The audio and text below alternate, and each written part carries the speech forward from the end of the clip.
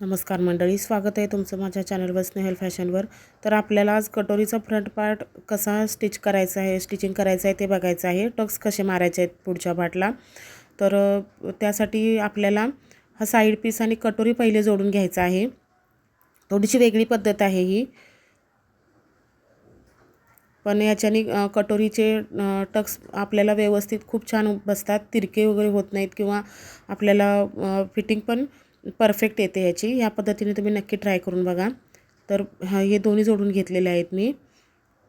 तर कटोरी जोडून घेतलेली आहे आपण। आता आपल्याला साइड पीसच्या इथून पाऊण इंच वरती यायचं आहे। बघा, मी जसं व्हिडिओमध्ये दाखवते त्या पद्धतीने पाऊण इंच मी मार्क करून घेतलेला आहे। आणि पाऊण इंचावर जिथं मार्क केलेले आहे तिथेच आपल्याला कटोरीचा पॉईंट ठेवून पिन लावून घ्यायचा, म्हणजे तो पॉईंट आपला इकडे तिकडे सरकणार नाही आणि मग व्यवस्थित तो आपल्याला बसेल। तर 1.5 इंच मी आडवा टक्स घेतलेला आहे। जेवढा आपण कटोरीमध्ये वाढवला होता तेवढाच घ्यायचा आहे आणि उभा मी 3 इंचाचा टक्स घेतलेला आहे। तर आपण आता लाईन मारून घेऊन हा टक्स आपण शिवून घ्यायचा आहे, शिलाई मारायची आहे याला।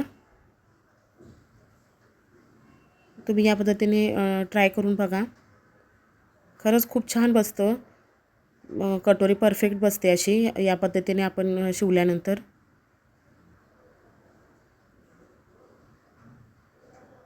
आपण त्याला आता योग जोडून घ्यायचा आहे। थोडासा मी आकार दिलेला आहे त्याला।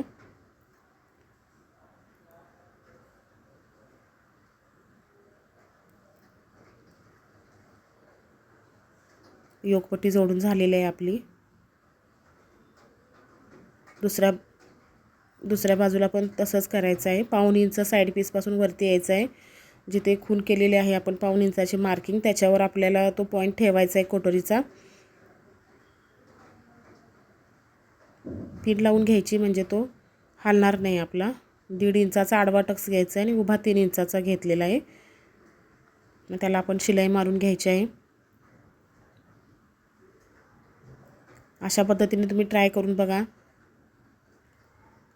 खूप छान बसते कटोरी, परफेक्ट एकदम। फिटिंग पण परफेक्ट येते आणि टक्स पण आपले बरोबर येतात मिडलला।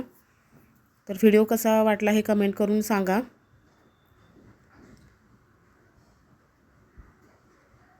योगपट्टी आपण त्याला जोडून घ्यायची आहे।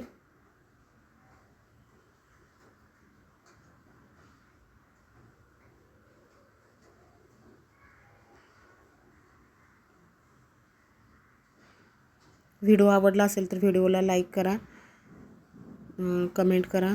चॅनलला नवीन असाल तर सबस्क्राईब करा। धन्यवाद।